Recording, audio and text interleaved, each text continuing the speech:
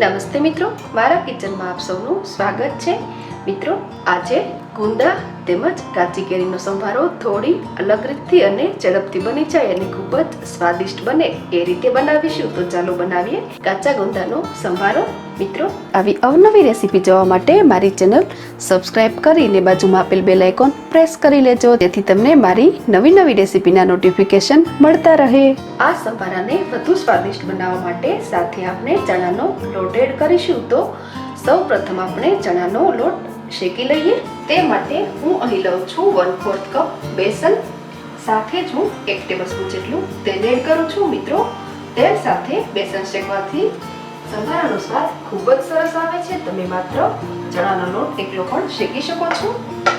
સ્ટવની flame સાવ slow રાખીને ધીમે ધીમે આ લોટને આપણે શેકવાનો છે. આ લોટ શેકતી વખતે લોટ કડાઈમાં બેસી ન જાય એ વાતનું ધ્યાન રાખવાનું. જો લોટ તળિયે બેસી જાય તો તેનો સ્વાદ સારો નથી આવતો. અહીં આપણા લોટનું ટેક્સચર સરસ છૂટું થઈ ગયેલ છે. જરા કલર પણ બદલતો દેખાય છે, તેમજ લોટમાંથી સરસ સુગંધ પણ આવે છે. હવે આપણો લોટ અહીં શેકાઈ ગયો છે. અહીં આપણે આટલો જ આ લોટ શેકવાનો છે. તો સ્ટવની ફ્લેમ ઓફ કરી દઈએ. આ સંભારો બનાવવા માટે મેં અહીં લીધેલ છે 250 ગ્રામ ગુંદા. સૌ પ્રથમ આપણે ગુંદાની ઉપરની જે આ કેપ છે તેને દૂર કરી દેવાની. ત્યારબાદ ગુંદાને આ રીતે તોડી અને વચ્ચેથી સીડ્સ રિમૂવ કરી દેવાનું છે. મિત્રો, આ રેસીપી બનાવવા માટે આપણે અહીં તાજા અને સરસ ગ્રીન હોય એવા કાચા ગુંદા જ લેવાના છે. પીળાશ પડતા ગુંદાને અહીં આપણે અવોઇડ કરવાના છે. આ રીતે આપણે બધા જ ગુંદા તૈયાર કરીશું.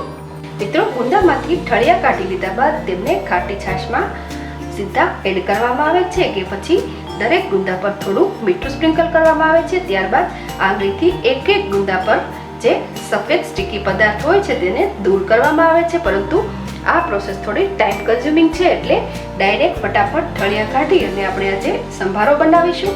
તો મિત્રો, હવે આપણે સીઝનિંગ કરી લઈએ.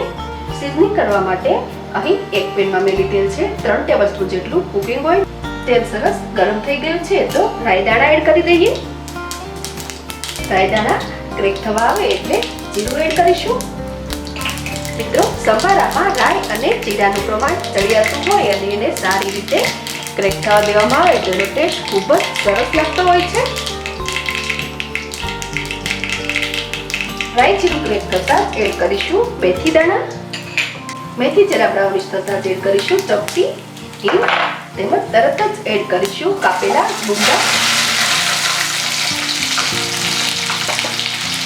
તો આપણે ગુંદામાંથી ચીકાશ દૂર ન કરવી હોય તો થોડું ચડિયાતું તેલનું પ્રમાણ લઈ અને સંભારો કરવાથી સંભારો બિલકુલ સ્ટીકી નહીં રહે અને ખૂબ જ ટેસ્ટફુલ લાગશે. અને આપણે પાછળથી બેસન એડ કરવાનું છે.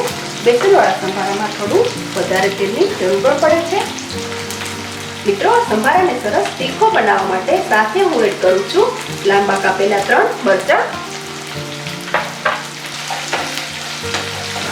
અહીં દરેક ગુંદા તેલમાં સારી રીતે સાતળાઈ જાય છે, જેથી તેમાં જે સ્ટીકી પદાર્થ રહેલો છે તે દૂર થાય છે અને ગુંદા પણ સરસ સ્વાદિષ્ટ બને છે.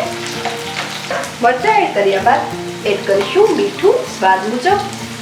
મિત્રો, સંભારામાં મીઠાનું પ્રમાણ જરા ચડિયાતું હોય તો સંભારા સરસ લાગતા હોય છે.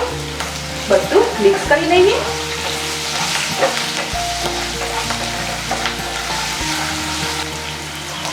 હવે તેમાં એડ કરું છું હળદર.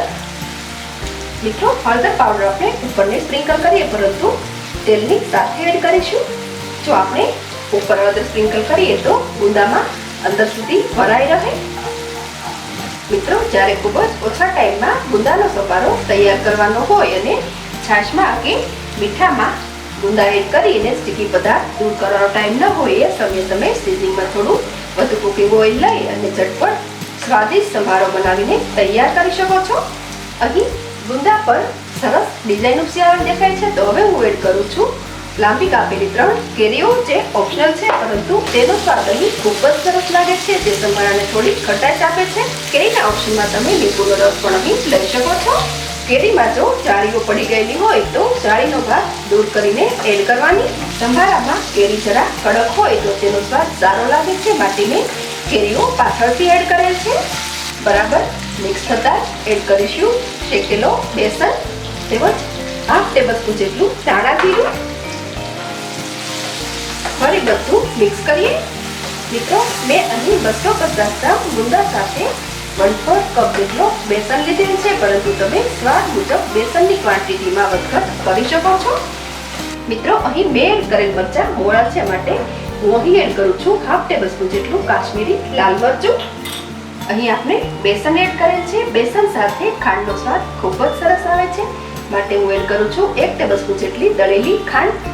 જો અહીં સ્વીટ સ્વાદ પસંદ ન હોય તો ખાંડ તમે સ્કીપ પણ કરી શકો છો. તેમજ સંભારામાં તમે અહીં કેરી ન લીધી હોય તો આ સમયે રિક્વાયરમેન્ટ મુજબ લીંબુનો રસ પણ એડ કરી શકો છો. મિત્રો, અહીં આપણો ગુંદા, કેરી અને બેસનવાળો સંભારો બનીને તૈયાર છે. તો હવે સ્ટવની ફ્લેમ ઓફ કરી દઈએ તેમજ આ સંભારાને એક સર્વિંગ પ્લેટમાં લઈ લઈએ. મિત્રો, કાચી કેરી અને ગુંદાનું અથાણું તો ઘરમાં અવારનવાર બનતું જ હોય છે. તમે એકવાર આ રીતે બનાવજો. કાચી કેરી અને ગુંદાનો સંભારો ખૂબ જ ટેસ્ટી બને છે, બધાને ખૂબ જ પસંદ પડશે.